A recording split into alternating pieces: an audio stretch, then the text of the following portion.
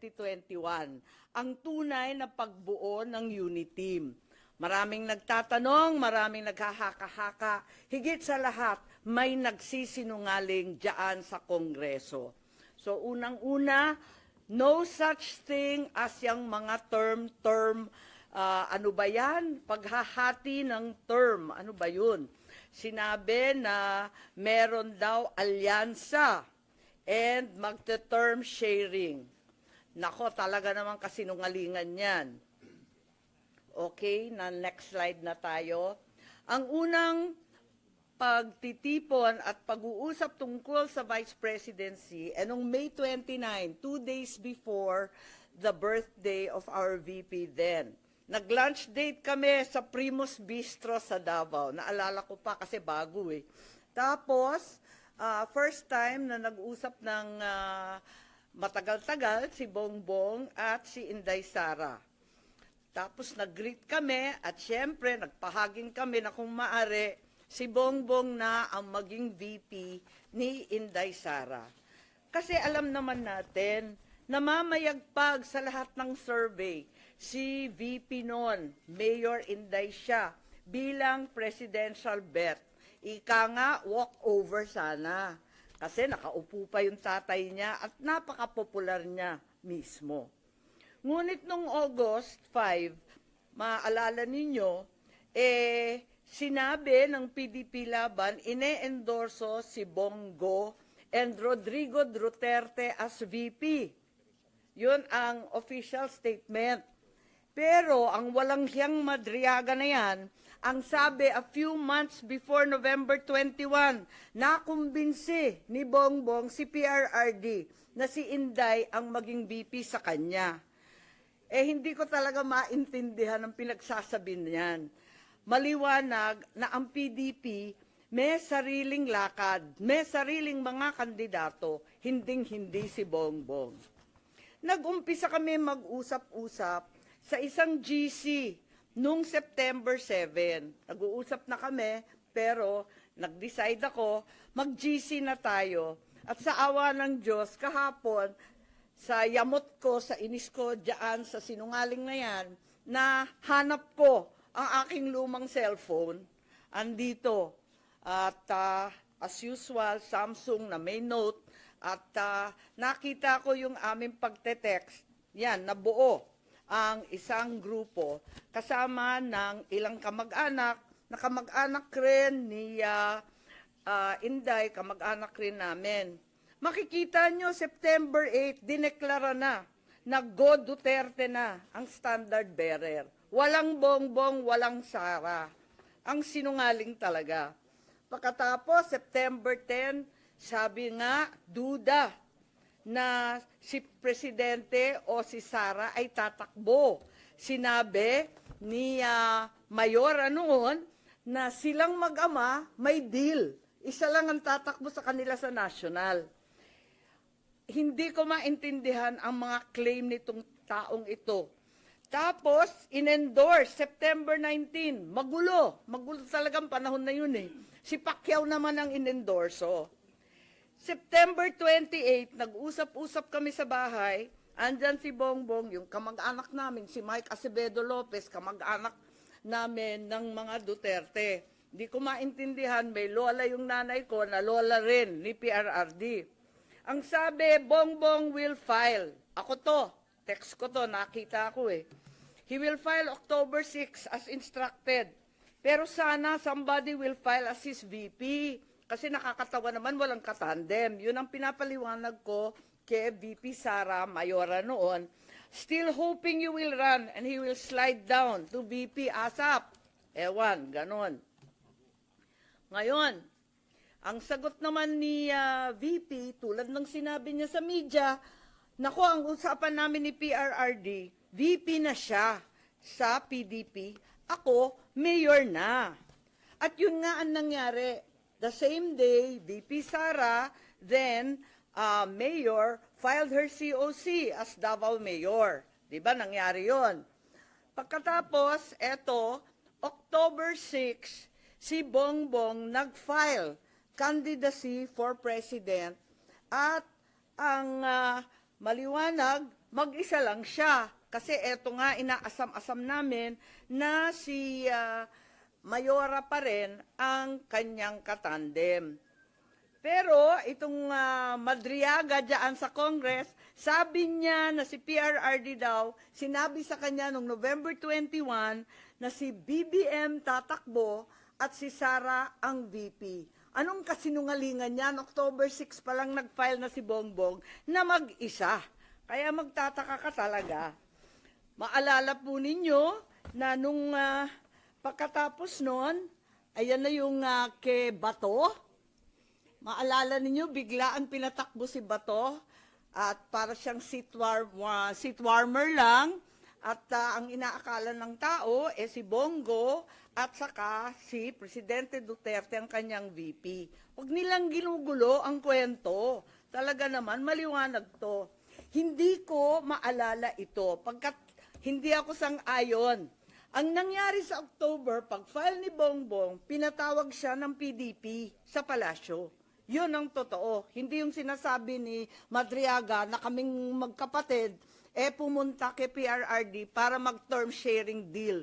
Walang ganon, walang alam si PRRD, kasi nungalingan yun. Ang nangyari, nung nag-file si Bongbong, tinanong siya ni PRRD, tatakbo ka ba? Tapos sabi niya, oo, nag-file na po. Nandun yung PDP, si Alcusi, si Bongo, si Medialdea yata, wala ako Kasi ayokong pumunta si Bongbong, sabi ko sa kanya, hoy, wag kang pupunta dyan. Sabi niya, nakakahiya naman ang nagpapatawag sa Pangulo. Sabi ko, kukuyugin ka lang ng PDP, pipilitin kayo. Wag ka nang pumunta. Tapos, napakiusapan yata at pumunta siya nung una. Second time, pumunta rin siya. Pinatawag na naman siya kung talagang ayaw niya. Dalawa lang option. Manatili siyang presidente, pero ang kanyang vice president si Bongo, ang buong cabinet hawak ni Bongo. Parang ganun yung kwento. Di ko maalala kasi yun nga, hindi naman ako sang-ayon doon sa pagpunta niya. Tapos, yung isang option, Bongo for president, si Bongbong na lang ang vice. Parang ganun ang pinag-uusapan ng PDP. Si Presidente, tinatanong ko si Bongbong, anong sabi naman ni PRRD? Sabi niya, wala naman sinasabi masyado, sinabihan na lang akong good luck kung tatakbo ka. Parang ganun. Sabi ko, umuo ka ba o hindi? Sabi niya, ano pang gagawin ko? Di umuo ka. Wala naman siyang imik. Later on, ang pagkasabi ng mga PDP, parang nagkasundo na daw sila ni Bongbong at naon raw sila. Pero wala ako doon. Kwinento lang ni Bongbong, pagkatapos ng meeting niya, pumunta sa bahay namin. Ngayon, tuloy-tuloy, porsigido pa rin ako na si VP Sara ang maging katandem ni Bongbong. Kinukulit ko siya. Tapos, nung bandang October 27, kasi nga nabalitaan na pinapatawag ng PDP si Bongbong, nagtatanong, sure ka ba na aatras si BBM sa PDP talks? Ayan, andito sa telepono ko. Andyan, nakikita ba? Ayan. Oo nga, grabe sa media. Hindi ko naman iniinsulto yung PDP, pero tapos na yung mga salita-salitang ganyan. Tapos, ang sabi ni Mayora noon, duda ko, mahina akong vice president. Sabi ko, mahina kang vice president kasi gusto naming lahat president ka. Magpa-survey ka. Kaya nahanap ko nga, andito pa, pinaprint ko ulit yung mga survey. Nagpagawa pa siya ng survey. Hirap na hirap nga kami magpa-survey pagkat eto nga, talagang undas nun All Saints Day noon, ang hirap maghagilap ng tao, pero kahit papano nakapag-produce kami ng survey at nag-presentation noong November 3 na tama nga ang kutob niya, mahina siya bilang vice-presidente kesa sa presidente. Kasi na-disappoint yung mga Sara All. Alam naman natin yon. Pero sabi ko, malakas ka pa rin. Walang tatalo sa'yo. At yun, panay ang usap namin kung anong gagawin, kung anong dapat. At walang kinalaman to sa PDP at PRRD. May kanya-kanyang landas to Talagang magulo nun makita ninyo, November 9, si Mayora nag-withdraw from the mayoralty race, Baste replaced her. So hindi ko alam yung mga November 21 ng Madriaga na yan. Pagkatapos noon, makita ninyo ang ating vice-presidente nag-resign sa Hugpong. Ayun, November 10 din yan. Tapos, noong November 11, sa isang kasal ng anak ni Senator Revilla, si Inday Sara sumali sa Lakas CMD para meron na siyang national party. Naghahanda na siya. Ayun. Pagkatapos niyan, nag-happy birthday na naman siya sa GC.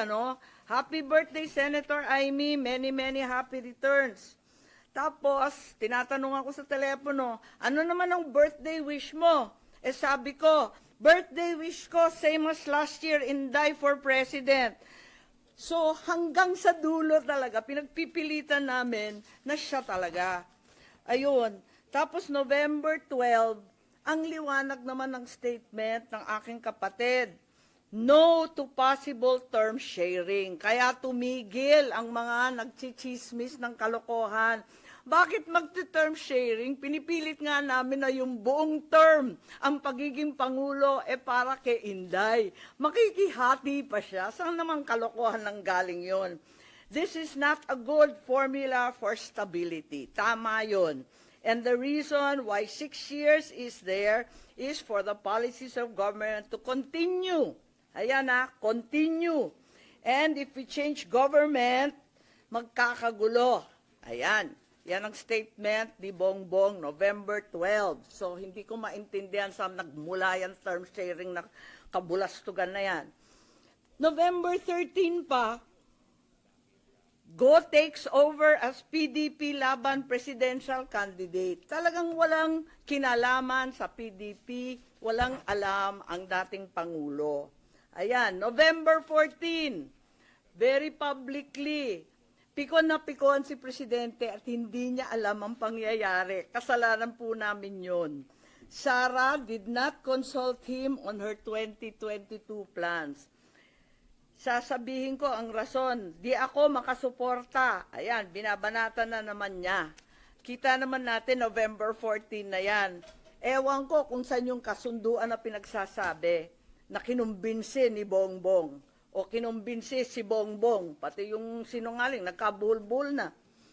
I'm sure yung pagtakbo, desisyon ni na Bongbong. Totoo naman, ang kulit-kulit kaya namin. Tapos, November 16, sabi ni Nograles, wala nang Duterte go.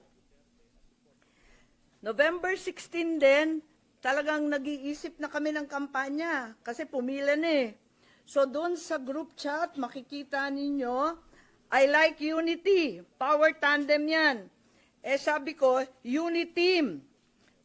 Tapos sabi, only team. Okay, ilabas ko na to. Uniteam na tayo. At doon nagmula yung Uniteam, November 16. Okay? So, hindi ko maintindihan yung November 21, nangangampanya na by November 21. Nako. Pero, hindi pa rin napapawi ang galit ni PRRD, November 18, bumabanat pa rin kay Bongbong. Asan ang pagkakasundo dyan? Tapos tuloy-tuloy na po, November 21, nasa Davao, nasa Mindanao, November 25, tuloy-tuloy na yung mga partido na sumapi. At finally, matagal to December 14, tsaka lang nag-withdraw at umatras si Bongo bilang presidente. Kaya gusto ko lang i-tweet itong mga kabuktutan na mga ito. At sasabihin ko lang na pawang kasinungalingan ang pinagbibitaw ng Madriagang yan. Kung meron mang itinuro ang kasaysayan sa isang Marcos katulad ko, yun ay maging tapat sa bayan at sa iyong prinsipyo. Hindi nila kayang sirain si Inday dahil hindi siya gumawa ng ikasisira ng kanyang pangalan.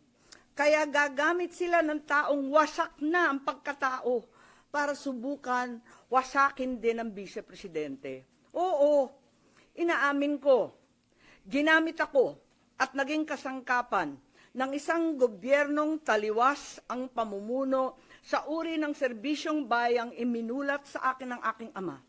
Ito ang gobyernong nangako na pagpapatuloy ng nasimula ni PRRD, ni Presidente Rodrigo Roa Duterte, ngunit naging simula ng pagbagsak ng ating bansa. Kahit kailan, hindi ko kinonsinti at wala akong balak konsintihin ang kapatid ko. At kahit kailan, hindi rin naman ako tatahimik. Hindi ko hahayaang harap-harapan magsinungaling ang isang tao para matupad ang ambisyon ng iilan at tuluyang mailibing ang ating bayan.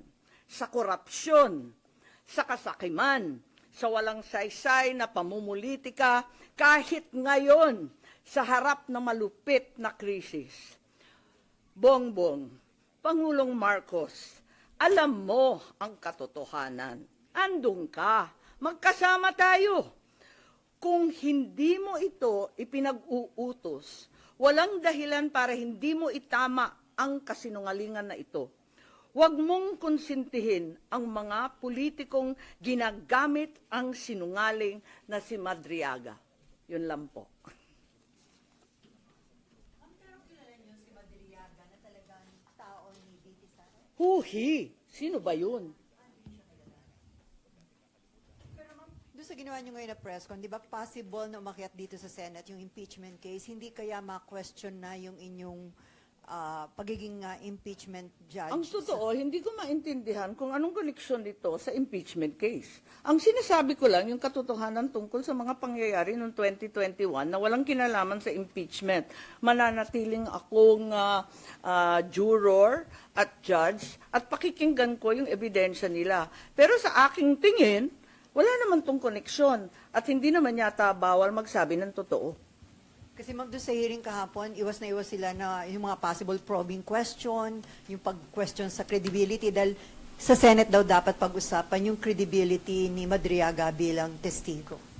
Ang sinasabi ko lang, yung mga claim niya, alam na alam ko na hindi totoo at palagay ko, walang koneksyon sa impeachment.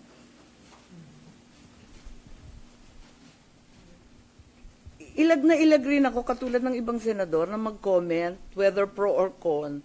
Pero sa mga linathala, itong mga impormasyon niya tungkol sa term sharing, tungkol sa kasunduan, tungkol sa pag-uusap at meeting-meeting. Alam ko kasi yan hindi naman totoo.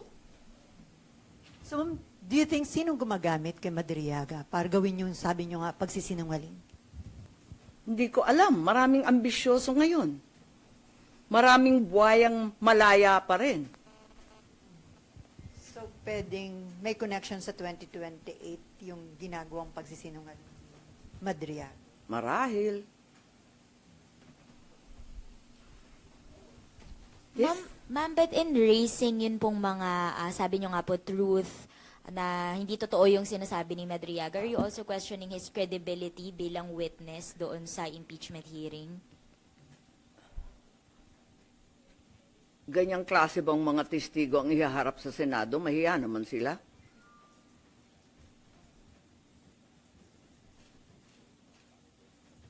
But yung kahapon po na hearing, yun nga po as mentioned earlier, iwas po yung mga congressman daw na pag-usapan yung credibility. Meron pa pong na-strike off the record ng mga comments about credibility of Madriaga. Do you agree with that, ma'am? Pasensya, hindi ko napakinggan yung hearing kahapon dahil may hearing rin tayo dito yung tungkol sa Roblox, di ba? At naghahanap nga ako ng IME solution na matapos na kasi mga kabataan na nakasalalay dun eh.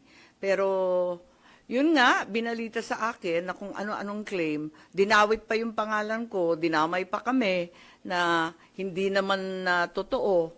Talagang kinailangan talaga na tuwirin itong kabugtutan. Yes?